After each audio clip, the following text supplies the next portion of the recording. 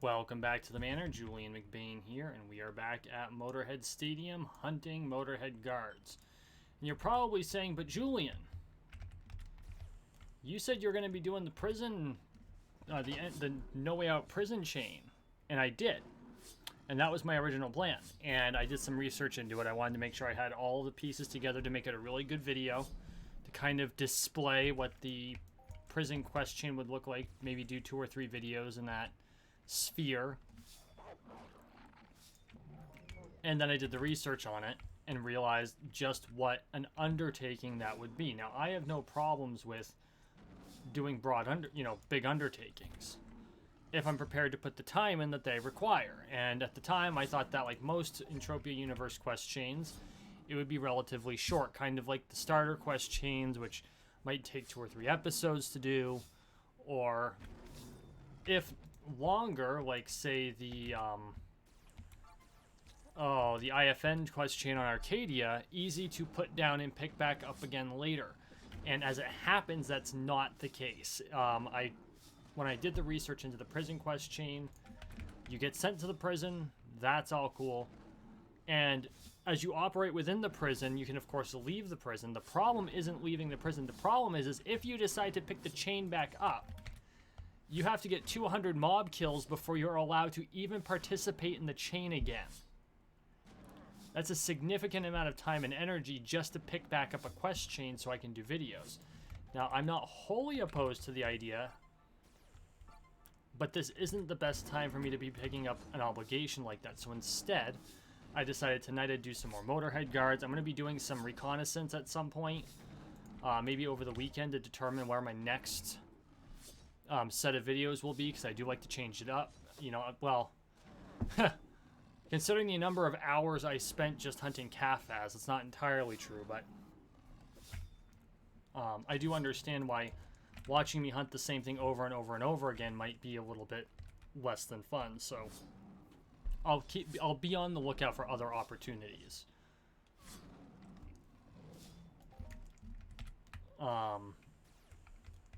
So yeah, I was thinking about my last video, how I talked about the 10,000 hour rule, and how we as people don't really give ourselves what we need in order to succeed. We sometimes don't understand the level of grind necessary to really live our lives. And in Entropia Universe, I've said it time and time again, it's basically art mimicking life. Because it's capitalism, the game, right? You grind it out, you do the hard work, you can get ahead. Oftentimes, what you get out of it is not quite as much as you put into it, or at least it doesn't feel that way. And if you really want to be hyper money efficient, you become very time inefficient, and vice versa. But I think one of the reasons that I like Entropia Universe so much, and I really think that this is why Entropians keep coming back to the game, is that it's a sandbox. In almost the purest sense of the term, Entropia Universe is a sandbox. It's a platform. Mindark and the Planet Partners, they put some quest chains in there, but for the most part, they gave us a place where we could hunt, we could craft, and we could mine, and we could just do our thing and whatever we wanted to do, and we could have it as a social platform and make friends, and just have fun with it. Go forth and create your own adventures. And I think that's something that's very desperately needed today, because we've lost in our age of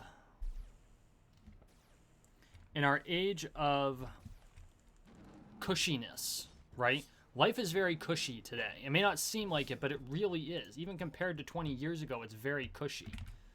30 years ago, I grew up in the 80s, or at least a good part of my childhood was in the 80s.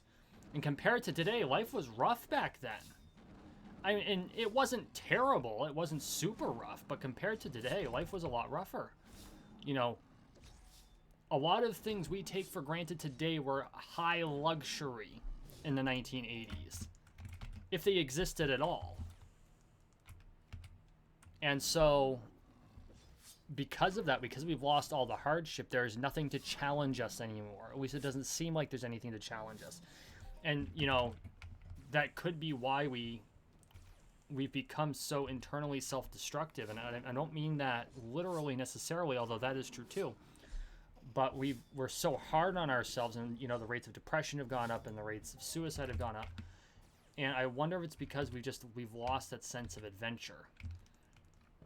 And what I think it comes down to is, I think it's because we've lost agency. We become so endemically built into a system, and we're used to the system taking care of us. And when you're too well taken care of, you no longer are, you no longer have the responsibility that helps you to build yourself to be the best person you can be. And if you can't tell, I've been listening to Jordan Peterson again. But the reason I listen to him is because he really sparks these things in my brain, and I've been thinking about this for a long time. And I've gotten into debates with my friends over it because there's an idea, and I don't want to get political in this, but there's the idea that there's an argument right now, fundamentally, between the individualism and collectivism, and which one is correct. And I'm not here to kind of hammer that out, but I've noticed that the more collectivized we become, the less agency the individual has had. And I think that's been a very natural progression as technology has become so ingrained in our society.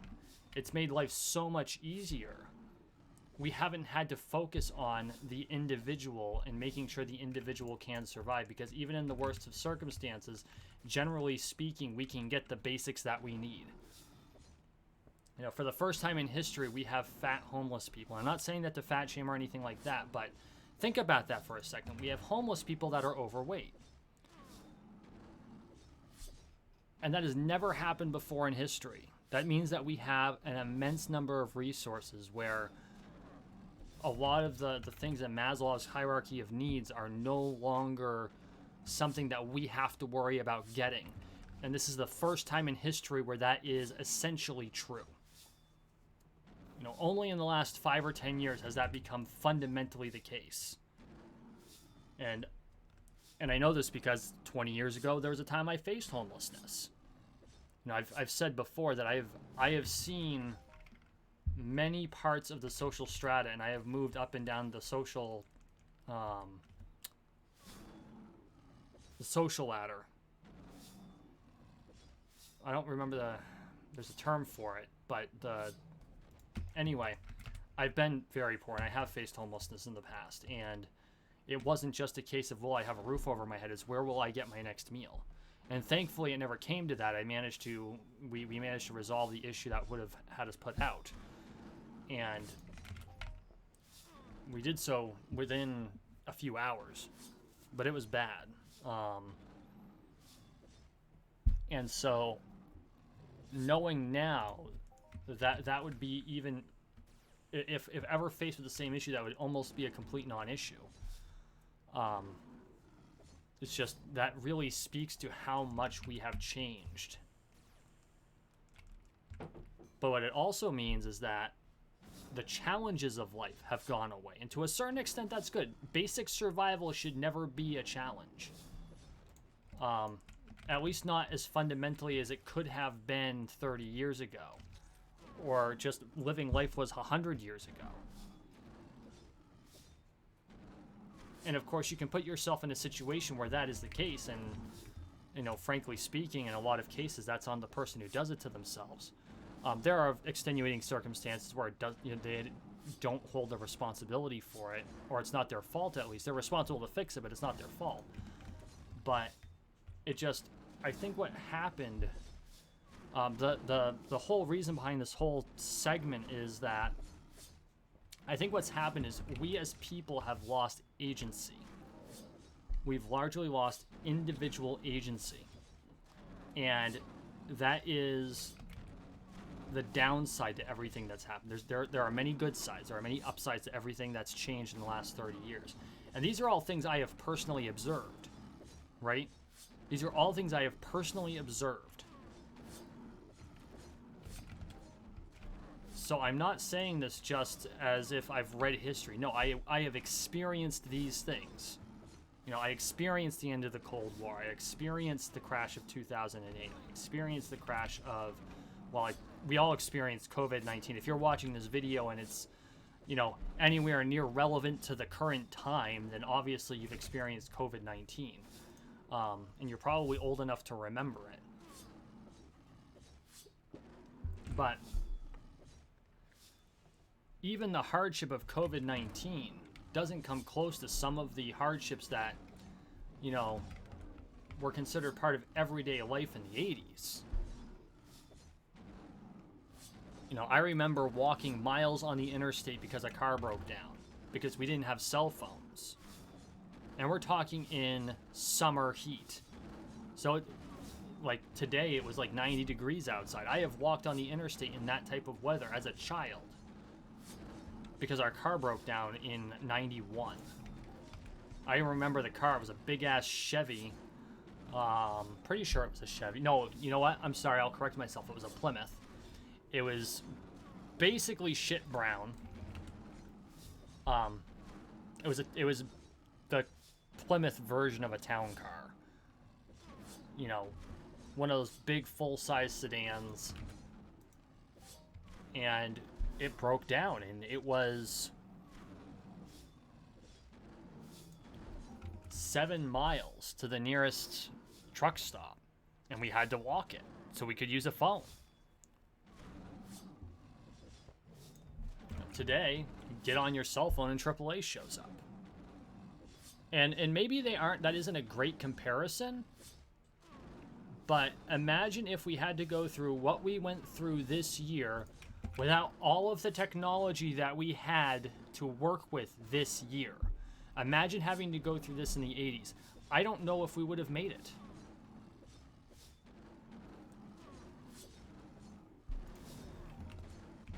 But again, that comes with the downside of, because everything is, not everything, because so much can be handed to us, I feel like we may have lost agency.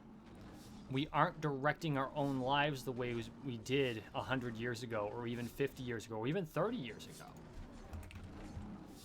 And we've become so reliant upon the crutches that we have created for ourselves that have made our lives so easy. I wonder if that's the reason that, we have these higher rates of depression, these higher rates of mental illness. And part of it isn't because it's anything new. Part of it's because people are it's less stigmatized, and so people are more likely to seek help and to get properly diagnosed so that they can be treated properly. And that's good. But at the same time, we also have to look to see what might be the causal reasons behind it, and difference in lifestyle matters. 30 years ago, I remember getting up in the morning at 6 at 40 below zero because we needed to pull wood inside to make sure the fire stayed lit. And because of that, I have a different temperament than someone who has never had to face that kind of difficulty. And I'm not saying this to brag, and there are people who have dealt with far harsher reality than I have. You go to Alaska, I have watched my family really likes to watch the Bush people of Alaska, and they live their lives very, very, it's a very raw life.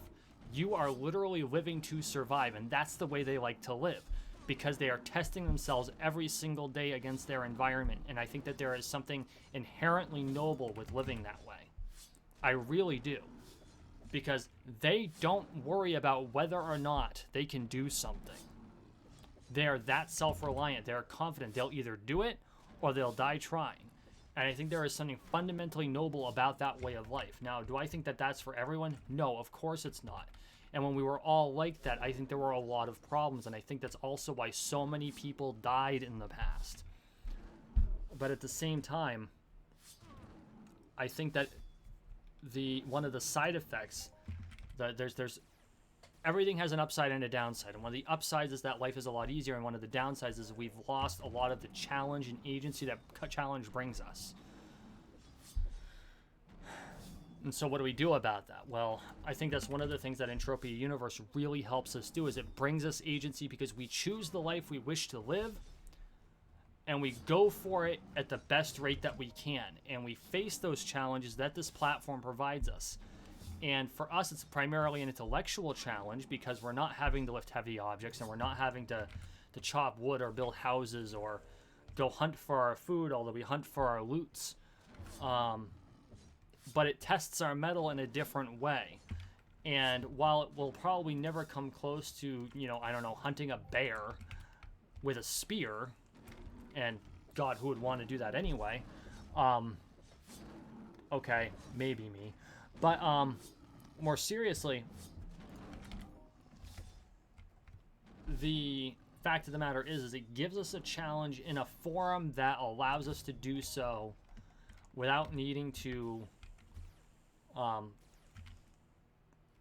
potentially or literally cause our bodies great harm. It challenges our brain, and I think that is the biggest thing, because challenging your body is important, but challenging your brain, I think, is more important. And I think that's one of the things that we're going to find virtual reality, as it starts to spool up, really helps to bring us. And like, I've been playing Borderlands 2 VR, and I've gotten past the first boss, and there are two things I noticed about playing the game in virtual reality. The first one is the game is actually fundamentally easier in virtual reality than it is on keyboard and mouse. And I'm not saying that to be facetious. And I think for someone who has not done a lot of the things I have, it would not necessarily be easier, because I use firearms on a regular basis. I use swords on a regular basis. Well, I used swords pre-COVID on a regular basis. So the skills you need for the combat of the game are skills I already had in real life. And actually, to a certain point, it's giving me detriment to my gameplay, because I'm expecting recoil on a thing that doesn't have recoil, of course, because, it's a video game. But at the same time, we can use those forums to create virtual challenges for people who cannot get out into the wild and do them in real life. And I think that's going to become a fundamental part of the way we handle these issues in the future. I've long said, and I still believe this to this day, that video games are going to be the thing that save us from a lot of the things that we have created for ourselves. And part of that's because it continues to provide us challenges to overcome, and those challenges build up our competence and confidence in the world. I have to admit, I did not expect to go quite so much on that tangent. I was really looking to face the whole agency thing, because I've really been thinking about it, like, a lot. And I got into an argument with a friend who's almost a mentor about whether the groups you are a part of are what's important, or your own individual action is what's important. And honestly, it's both to a great degree, because the groups you're a member of will have some influence, and your individual actions will have some influence. I'm not going to get into the details of it, of specifically the context, because one, it would require too much explanation, and two, it's no. But I argued that by only focusing on the group and the circumstances that lead to one being part of that group, or that group has faced as a group, can, if taken to its logical extreme, and in this case it was being taken to the logical extreme, robs the people in the group of their personal agency. I saw that as fundamentally bad. And I do believe that. And I'm a firm believer in personal agency. And I firmly believe that because of the experiences I've had. And there are going to be people who disagree with me. And you are entitled to that disbelief. Or not disbelief, but the disagreement. You might have different experiences than I do, but I think that the clinical research also trends toward agreement with me. And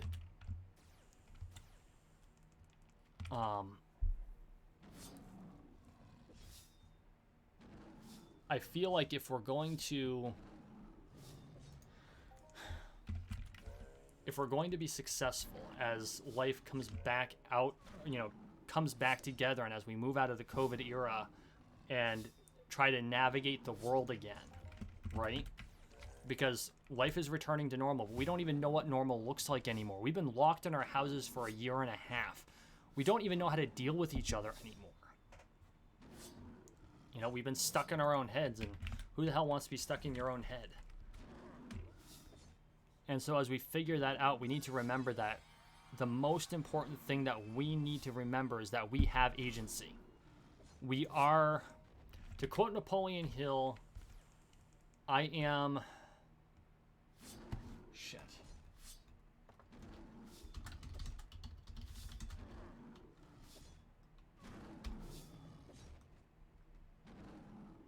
I am the master of my fate. I am the captain of my soul. And who said that? William Ernest Henley. It was part of Invictus. William Ernest Henry, and it was quoted by Napoleon Hill in Think and Grow Rich, which is one of my foundational books. Probably the second or third most important book I have ever read is Think and Grow Rich, right behind... honestly, if I were to put them in order, the top 4 would be 12 Rules for Life, The Art of War, Think and Grow Rich, and The Prince, in that order.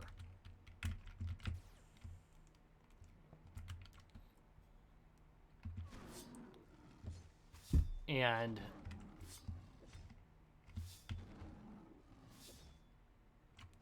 so, if you're the master of your fate and the captain of your soul, you have to be willing to remember that you have the agency to accomplish whatever it is you decide you're going to set out and accomplish, and put the actual work into doing.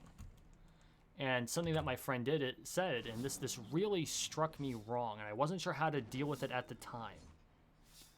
Because I was countering with, you know, how can someone else not do these things if I know for a fact they can do them because I've done them? And he's like, well, most people aren't going to do that, and you know it. And it's like, well, why not?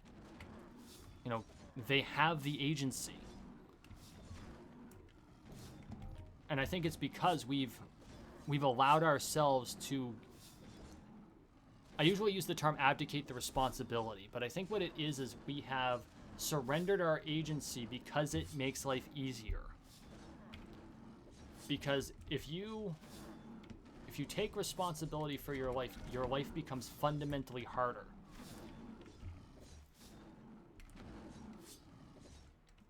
Because along with that responsibility comes the freedom to make whatever choices you want.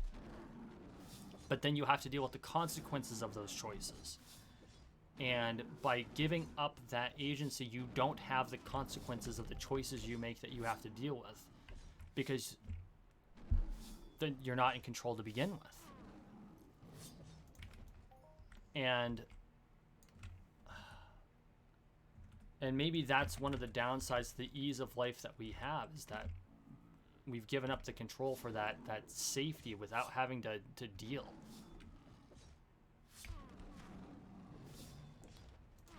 I don't know. Tell me what you think. I know I got really fucking philosophical this time. If you're still with me, thank you for continuing to watch, because it's been a long time since I have gotten like waxed this philosophical. But I am, in a lot of ways, a philosopher. Or I'm an amateur philosopher, right? I'm not a Plato or an Aristotle or even a Jordan Peterson. You know, I don't do this as a profession, but I find myself contemplating life. And when something comes into my head, sometimes I have to share it. Holy shit, I went through a lot of ammo. That looks better. So, anyway, guys, thank you for watching. Thank you for listening. Please like, share, and subscribe down below. We are on the road to 13 million subscribers, one subscription at a time, so make sure you subscribe. And as always, thank you so much for your support. Huge shout out to my patrons, Red, Kryptonite, Jay Lambertson, Spectrum 3900, Legend of TN, Devin 327. Thank you so much for your support. If you want to become a patron, go to patreon.com/JulianMcBain, become a member, and get some exclusive content.